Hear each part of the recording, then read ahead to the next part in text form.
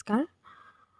अनुभूति में आप सभी का हार्दिक स्वागत है। आज हम सर्वेश्वर सक्सेना जी के विवशता नामक कविता की व्याख्या करेंगे। तो आइए जानते हैं। तो यहाँ पे विवशता यानी कि कुछ ना करने पाना, यानी कि खुद विवश है, कुछ नहीं कह पाते। तो जैसे कि एक लड़का या एक लड़की दोनों के मध्य प्रेम है और दोनों प्रेमालाप के लिए मिलते हैं, और जब वो दोनों पास हो जाते हैं तो उन लोगों के मुँह से आवाज़ नहीं निकलता है, क्योंकि वो विवश है, एक दूसरे से कह नहीं पाते हैं।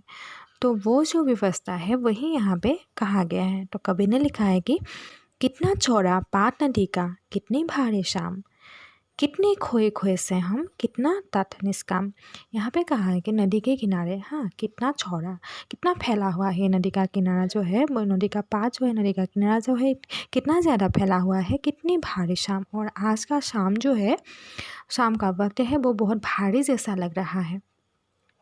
कितने खोए खोए से हम, कितना तट निष्काम, और हम दोनों एक दूसरे में खोए हुए हैं। और जैसे कि नदी का जो किनारा है वो बेकाम का हो गया है, उसका कोई काम नहीं, क्योंकि हम दोनों ही एक दूसरे की ओर खोए खोए हुए बैठे हैं, और शाम भारी हो गया है और हम दोनों खोए ही रहे हैं। कितनी बहकी सी डुराकर बंसी टेर, और लगता है कि बहुत दूर से, यानी कि अतीत से हमारे जो भी संबंध है वो हमें याद आ रही है, या बंसी बजाकर, यानी कि डुराकर बंसी, यानी कि अतीत की जो भी सुमधुर बातें हैं वो हमें हल्की हल्की करके याद आ रही है। कितनी टूटी टूटी सी नभ पर बिहागे की फेर, और उसी समय बिहाग यानी कि पंछी, जो चिड़िया होती हैं, उनका नभ पे विचरण जो बहुत ही सुंदर लग रहा है, क्योंकि मन का फेर जैसे होते हैं, तो बिहाग जो है वो भी दोनों एक दूसरे से, या कई सारे जो भी पक्षी हैं वो नभ में यानी कि आकाश में फेर रहे हैं, यानी कि घूम रहे हैं।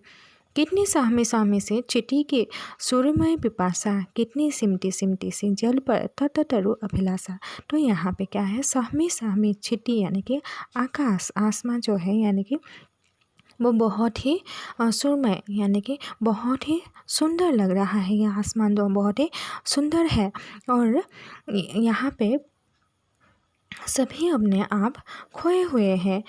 और कितनी सिमटी सिमटी सी जल पर तरो अभिलाषा, यहाँ के किनारे जो भी जल के किनारे जैसे कि तरो, वृक्ष, लता, पेड़ पौधे हैं, उनकी अभिलाषा है कि वो भी इसी सुंदरता को महसूस करें। कितनी चुप चुप गई रोशनी, चिप चिप आई रात। तो जैसे ही शाम का वक्त ख़त्म हुआ तो चुपके से, यानी कि किसी को पता नहीं चलता कि कैसे रात्रि का आगमन हो गया है। चुपचाप क्या है, रोशनी समाप्त हो गई और अंधेरा छा गया है। कितनी सिहर सिहर कर अधरों से फूटी दो बात, और जैसे हम दोनों की, उन दोनों के होठों से फूटना ना फूटना, जैसे कि आधा हुआ स्वर निकल रहा है। चार नयन मुस्काए खोए भीगे फिर बठराए, और जैसे ही वो दोनों प्रेमालाप करने लगे तो उन दोनों का होठ जो है वो आधा खुले हो गए हैं, और चार नयन यानी कि दोनों का नयन जो है, आँखें जो है वो मिल चुका है, और आँखों ही आँखों के इशारों में हंसने लगे हैं, और दोनों एक दूसरे पर खोए खोए हैं, भीगे हुए हैं दोनों, और फिर थोड़ा सा इतराते हैं। कितनी बड़ी विवशता जीवन की, कितनी कह पाए। और जैसे ही वो लोग बैठे थे तो उसी समय शाम हो गया, लेकिन उन दोनों के होठों से आवाज़ तक नहीं निकला है, और कितना वो लोग विवश है। तो जीवन की कितनी कथा वो कह पा देंगे उस समय, क्योंकि दिन भर जो है वो दोनों मिलते हैं, और प्रेमी प्रेमिका, और मिलने के बाद दोनों एक दूसरे पे खोए जाते हैं और आँखों के इशारों में बातें करते हैं, और जो सुंदरता है वहाँ की उसे वो भोग करते हैं, और कुछ कहना चाहते हैं आँखों में, लेकिन वो बोल नहीं पाते हैं। तो इसीलिए वो है जीवन की व्यवस्था, क्योंकि बहुत सारी बातें हैं जीवन की, तो उन बातों को दोनों बयां नहीं कर पाते हैं, व्यक्त नहीं कर पाते हैं। यही उन दोनों की विवशता होती है, या हर एक प्रेमिक प्रेमिका की वही विवशता होती है। धन्यवाद।